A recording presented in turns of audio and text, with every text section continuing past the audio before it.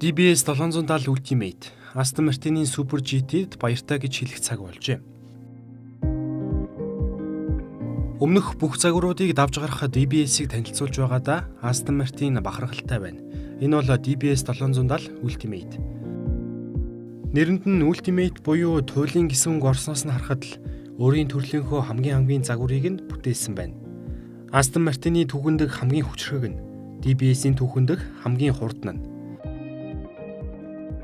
Шилдэг дизайн инженерчлэлийн дэвшлэн DBS 770 Ultimate-ийг Aston Martin-ийн Super GT-д урдаа барьдаг загварууд дотроос хизээж хуучрашгүй цуглуулганд заавал байх ёстой хүлэг болгожээ.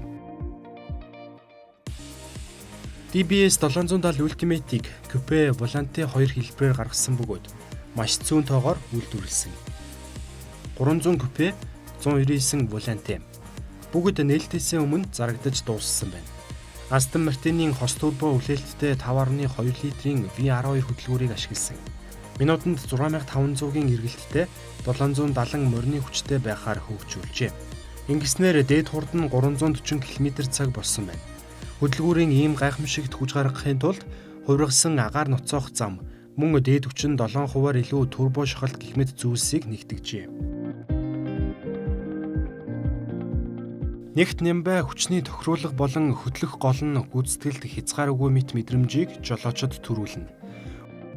Өөрөөр хэлбэл хурд авч хариу үйлдэл үзүүлэх ёр бусын гэмээр урсгал V12 хөдөлгүүрийн танил дотн дуутай нэгдэн уусах тэр мөч.